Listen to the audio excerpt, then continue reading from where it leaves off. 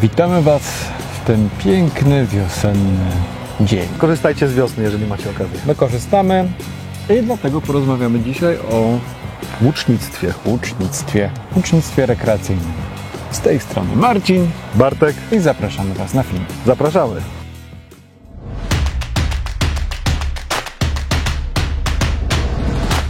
Marcin, widzę tutaj przed sobą Robin Hooda. Robin Hooda, tak, to jest łuk z naszej oferty, taki powiedzmy dla początkujących, dla starszych i młodszych. Myślę, że taki rodzinny sprzęt fajny na początek. Chciałem zapytać, czy dorabiasz na boku? Nie, zdarzyło mi się raz w życiu wykonać tak zwany strzał Robin Hooda, czyli strzałą przestrzelić strzałę. Strzała przez strzała, no. Też byłem świadkiem raz takiego wyczynu na turnieju rycerskim. Oczywiście chodzi tutaj o rekonstrukcję historyczną. Bo ty też trochę strzelałeś gdzieś tam z łuku gdzieś. Oj, tak, ja strzelałem dawno temu na Grunwaldzie. To musiał być dawno. Należałem do grupy rekonstrukcyjnej, to było bractwo rycerskie i tam też miałem do czynienia z łucznictwem, nawet gdzieś tam brałem udział w jakichś zawodach łuczniczych. Czyli łuk klasyczny.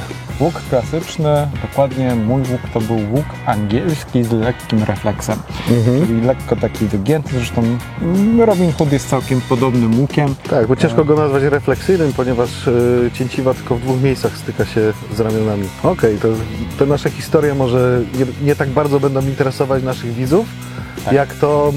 Jak dobrać łuk dla siebie, jak kupić swój pierwszy łuk, od czego zacząć. Twoim zdaniem, jaki łuk najpierw? Ja myślę, że właśnie, tak jak mówiłem, ten łuk jest całkiem fajnym łukiem na początek.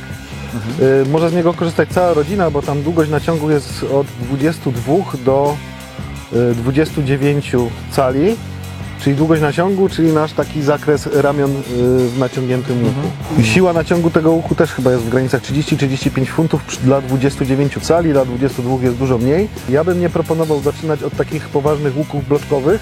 Ten łuk jest bardziej wymagający, może dzięki niemu możemy osiągać lepsze wyniki, ale przy nim też trzeba sobie potrafić coś zrobić. Przy łuku bloczkowym ustawić sobie pip sight, czyli nasz przeziernik, zawiązać dilupa, czyli tą pętelkę, o którą będziemy zaczepiać nasz spust. To są takie rzeczy, które można zrobić, jak już się ma jakieś pojęcie.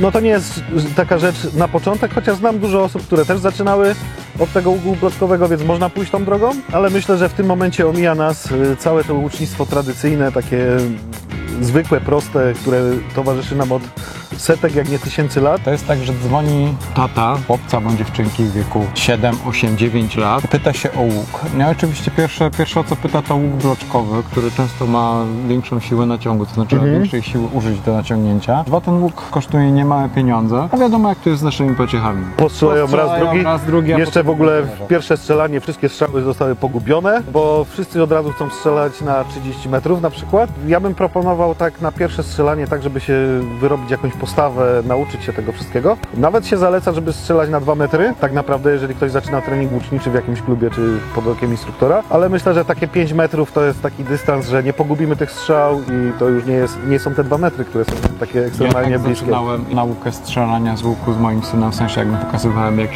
się strzela takich podstaw tak naprawdę. On wtedy miał 6 lat, świetnie sobie radził, odległość.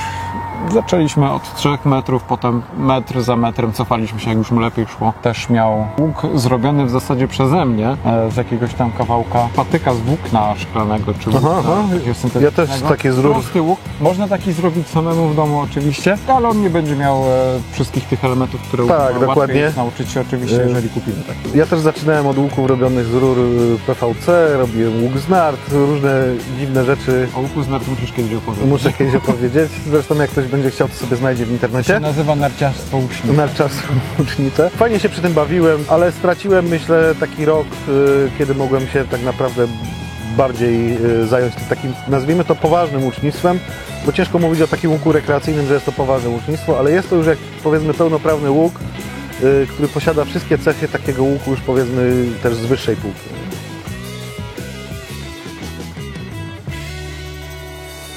Łuków jest cała masa różnych rodzajów, właśnie jeżeli idziemy w historię. Tutaj zaczniemy od omówienia. Od omówienia strzał. No i to jest druga kwestia, o której warto porozmawiać. Legalność łuku.